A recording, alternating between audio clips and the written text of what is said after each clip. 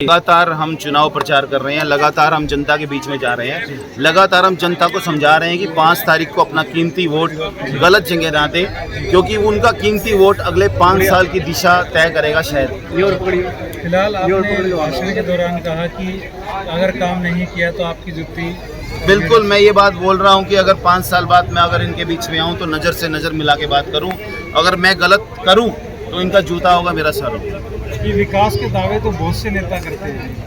मैं विकास के दावे नहीं कर रहा, मैं टेक्निकल चीज़ों की बातें कर रहा हूँ। मैं ये बात कर रहा हूँ कि मैं आप लोगों के बीच में रहूँगा, मैं जीतूँ या हारूँ वो अलग बात है, लेकिन मैं ये बात बोल रहा हूँ हमारे शहर के लिए, हमारी शहर की जनता के लिए, उसके भविष्य के लिए हमें सही आदमी को चुनना है, गलत आदमी को नहीं चुनना। डॉक्टर कमल गुप्ता भी दावा कर बने थे तो उससे पहले बोलते थे कि मैं 1 तारीख को 1 नंबर वार्ड में जाऊंगा, 2 तारीख को 2 नंबर वार्ड में जाऊंगा, 3 तारीख को 3 नंबर वार्ड में जाऊंगा।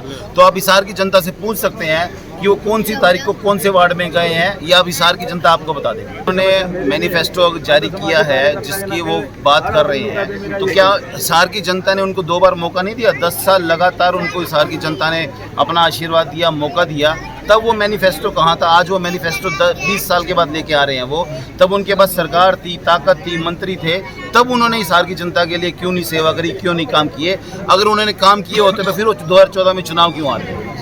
तो फिलहाल अब मैं जाऊं, जनता का आशीर्वाद मांगूं, उनका समर्थन मांगूं, और जनता मुझे समर्थन देती है तो उनके बीच में रहूंगा, अगर मेरे को समर्थन नहीं मिलता तो भी मैं उनके बीच में रहूंगा। जन साहब 3 महीने से बिजली के बिल नहीं आए। आप देख लीजिए, ये एक आम आदमी है जो ये बात बता रहे हैं आपके सामने। नहीं आए हैं आपके ये कितनी बड़ी समस्या है? कितनी समस्या है कि एक आम आदमी के घर में 5-4 हज़ार रुपए का वजन पड़ रहा है। एक आम आदमी जो 2,000-5,000 रुपये अपनी सेविंग करता है, वो सेविंग खत्म हो गई है, क्योंकि बिजली के बिल नेचुरल है कि यूनिट ज़्यादा आएगी तो बिल भी ज़्यादा आएंगे। जो हमें छूट मिलती है वो छूट भी नहीं मिलेगी। तो सरकार को सोचना चाहिए, जो वर्तमान में इस टाइम सरकार है उनकी तरफ से कोई एक्शन नहीं है कि बिजली के बिल क्यों नहीं वितरित हुए हैं। आप लोग मीडिया है, मैं मीडिया से पूछना चाहता हूँ कि आप लोग ये आवाज़ उठाओगे कि आप बिजली का बिल क्यों नहीं भेज रहे 3 महीने से? और मैं तरुण भाई को भी निवेदन करूंगा कि आगे तक बात पहुंचाएं। 3 महीने और 4 महीने कई इस तरह की 4 महीने। मैं तो खुद ये बात बोल रहा हूँ, जो मूलभूत समस्याएं हैं हमारी जनता के सामने, हिसार के शहर के लोगों के सामने, उन्हीं पे काम नहीं हो रहा है। तो ये जो हेलीकॉप्टर उड़ाने की, जहाज उड़ाने की, मेट्रो ट्रेन चलाने की बातें कर रहे हैं, जो पैसा जनता का गाड़ी कमाई का पैसा फिजूल में वेस्ट कर रहे हैं, और ये जो बिजली के बिल की बात कर रहे हैं ये भाई साहब हमारे, ये सच्चाई है कि जो बिल आदमी इकट्ठा पैसा नहीं कर दे पाता उसको इकट्ठा बिल दे देते हैं, फिर वो भर नहीं पाता तो उसका बिजली का कनेक्शन काट दिया जाता है। तो ये कहाँ का न्याय है? आप ये देखिए एक बात को।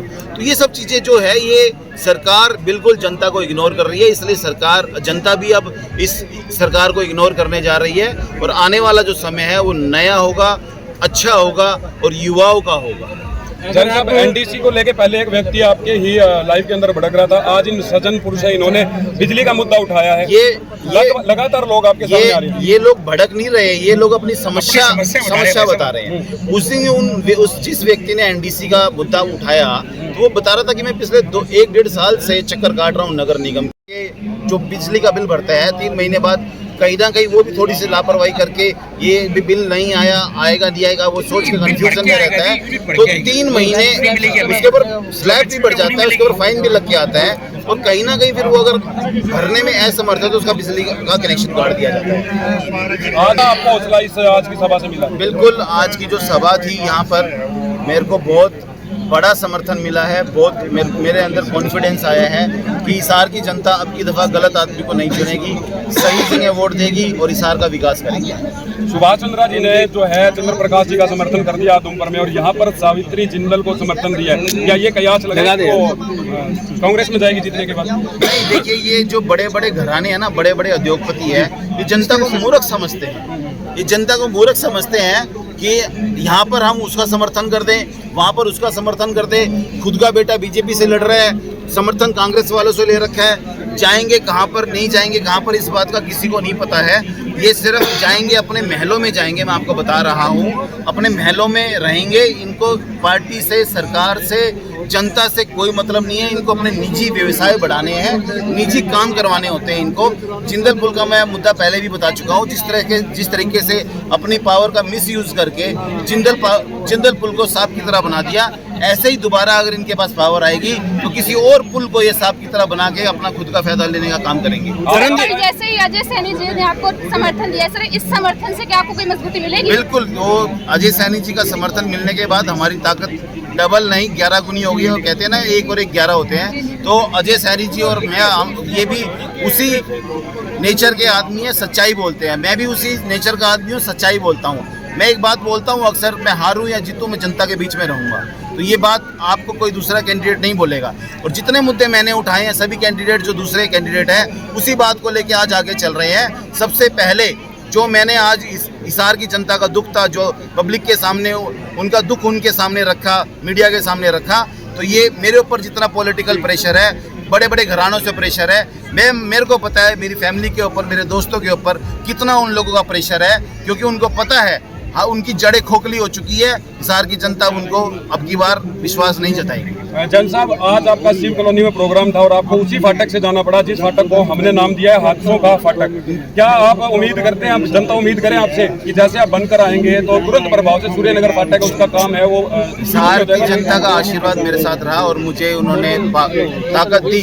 तो ये सूर्यनगर पुल ही नहीं, जो सात रोड वाला पुल भी है, जो PWD BNR के अंडर आता है, SC chief engineer, action SDO JE, सबको पहले दिन वहीं खड़ा करेंगे सबको। और उनको एक डेडलाइन दी जाएगी कि जनता के लिए जल्दी से जल्दी इस काम को 24 घंटे चला के पूरा किया जाए। तरुण जी, 20 कैंडिडेट खड़े हैं टोटल, और आप अपने आप को कौन से स्थान पर देख रहे हैं? जिसके साथ जनता का आशीर्वाद होता है वो हमेशा पहले स्थान पे रहता है। धन्यवाद। का विकास भी होगा, शहर का सब कुछ काम होगा। जो गुंडागर्दी शहर में फैल रही है उसको भी खत्म करने का काम करेंगे, जो नशा शहर के अंदर फैल रहा है उसको खत्म करने का काम करेंगे, शहर को आगे बिगाड़ने का काम करेंगे। चलिए, बहुत धन्यवाद है। फट गया, इतने लोग आए हैं, इतने लोगों ने समर्थन दिया है। आप देखिए, क्योंकि 10 साल हमने उनको मौका दिया था, फिर उन्होंने उसके बाद मौका मिलने पे अपने आप ही वो खराब कर दिया ना। क्योंकि इनके जो सबसे निगम वाली समस्या है प्रॉपर्टी ID की, वो इनको लेके बैठ गई। क्योंकि किसी का मकान 9 गज का है, 9 गज की दुकान है, उसको 40 गज का बना दिया। उस 40 गज के पैसे भरेंगे तब वो 9 गज की होगी। जब मेरी दुकान 9 गज की, उसको 40 गज की किसने बनाया? जो ये ISC कंपनी ने इसको ठेका दे रखा था। मतलब आप देखो, उन्होंने सारे सिस्टम को गलत कर दिया। अभी ठीक कराने के लिए हम निगम में जाते हैं तो एक ही बात बोली जाती है, भाई इसमें तो आपकी दुकान 40 गज की कर दी है, इसमें 40 गज के पैसे भरने पड़ेंगे, ये होगी। इन्हीं बातों के कारण आप देखना, प्रेम नगर वासियों ने जो तरुण जी का तहे दिल से स्वागत किया है, आप लोग भी देख सकते हैं। और भी ज्यादा मतलब लोग दिल से बुला रहे हैं, इनको दिल से चाह रहे हैं जी। शहर का सेंटर आप देखना ना, आपको मीडिया के आप देख सकते हो जी, आप उससे अंदाजा लगा सकते हो जी लोगों का रुझान किस तरफ है। आप अपने इस हिसाब से अंदाजा लगा सकते हो। मतलब आने वाली 5 तारीख को दिखा देंगे, लोग अपने आप ही जब बटन दबाएंगे तो खंबे पर बटन दबाकर मतलब तरुण जी को मजबूत करने का काम करेंगे। चलिए, बहुत धन्यवाद।